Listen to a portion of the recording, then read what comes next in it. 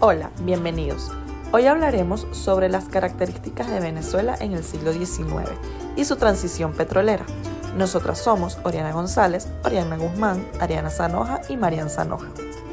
Comenzaremos con las características de Venezuela en el siglo XIX en 1830. Recién culminaba la Guerra de Independencia y su gran líder Simón Bolívar había fallecido el 17 de diciembre de 1830. Era una sociedad rural. Predominaba el analfabetismo en casi el 90% de la población y también había escasa salud pública y servicios. No existían infraestructuras viales, carecía la educación, la salud, viviendas, vías de comunicación, entre otras cosas. Se carecía de un proyecto nacional, industrial, productivo, educativo. Venezuela había disminuido sus riquezas y su producción de carne, leche, rubros agrícolas motivaban la gesta independentista. Tenían un sistema productivo poco desarrollado, con grandes niveles de pobreza trabajadora. Disminuyó considerablemente la población, ya que se produjeron grandes pérdidas humanas e intelectuales. Familias completas murieron luchando por la independencia. Se calcula que la población decreció de 780.000 habitantes aproximadamente a 659.633 en 1827. Se fijó el caudillismo como forma de acción política. Sin embargo, estos no tenían visión de estadistas, eran simples liderazgos locales en busca de poder y riqueza. Se iniciaba la República con una gran deuda externa, producto de la lucha de independencia en contra de España.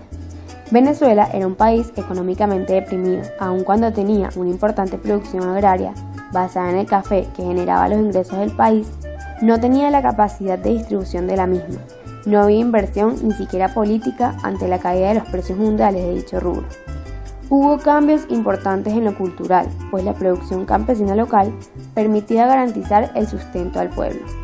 El dominio de la economía nacional estaba bajo el control de grandes latifundios, controlados por terratenientes. Habían banqueros, usureros, prestamistas, comerciantes, propietarios de tierras, artesanos y ciudadanos con la ejecución de los préstamos. Algo muy importante es que aún existía la esclavitud. El campesinado y los soldados que lucharon por la independencia volvían a sus lugares de origen con la gloria del triunfo, pero sin recursos económicos, ni tierras ni propiedades. De acuerdo con las características, podemos decir que durante todo el siglo XIX se aproximaba una sociedad rural atrasada, endeudada y económicamente deprimida. Aun cuando tenía una importante producción agraria basada en el café, desaparecieron industrias enteras y la mortalidad consumió a la población. De esta manera, Venezuela se adentrará a la era petrolera. Ahora hablaremos de la transición a la Venezuela petrolera.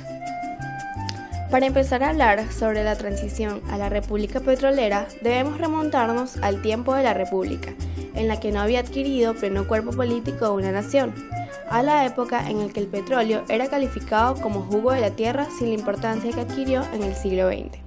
Se puede ubicar la transición a una Venezuela petrolera desde el siglo XIX, ya que ocurrieron sucesos como el decreto de minería en 1829 del libertador Simón Bolívar o la creación de la primera compañía petrolera venezolana en 1878, llamada Compañía Nacional Minera Petrolera del Táchira, que se dedicó a explotar industrialmente el petróleo, las cuales se podrían decir que funcionaron como base para la Venezuela petrolera, tomando en cuenta que ya para el siglo XX se estableció que el Estado-Nación tiene dominio absoluto del subsuelo.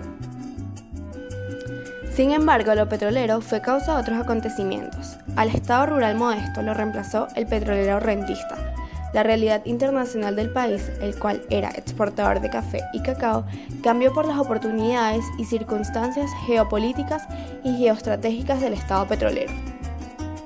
En cuanto al petróleo, si bien sabemos que la extracción de este recurso se inició en 1865 con la primera concesión para su explotación en el estado Táchira, no fue sino hasta 1907 cuando compañías extranjeras, canadienses, holandesas y estadounidenses comenzaron a desarrollar en el territorio nacional labores de explotación y exploración a gran escala. por lo que la inversión extranjera sustituyó a los negocios de rasgos primitivos y la extracción de petróleo pasó de rudimentario, como la de la Petrolera del Táchira, a los procedimientos expertos y de los asociamientos o consorcios petroleros mundiales, trayendo como consecuencia el cambio de vida de una sociedad aldeana. Gracias a los ajustes implementados en el esquema de participación del Estado en la naciente actividad, el país experimentó un ingreso económico que nunca percibió con la agroexportación. Un ingreso que continuó incrementándose en la medida que el gobierno fortaleció progresivamente los mecanismos para apoderarse de la riqueza extraída del subsuelo por empresas extranjeras. En 1922, mundialmente se reconoció la riqueza del subsuelo venezolano con el reventón del Pozo Barroso II, en el Campo La Rosa, cerca de Cabimas, Zulia.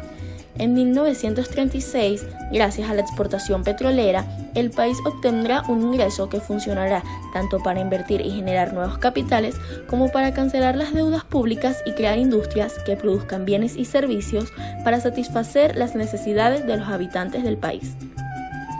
Ya para 1964 existían más de 25 compañías subsidiarias que operan en el territorio venezolano, las cuales incrementaron el capital que se ha invertido en la industria petrolera, por lo que Venezuela se transformó y convirtió en una república petrolera y experimentó una serie de cambios económicos, sociales y políticos.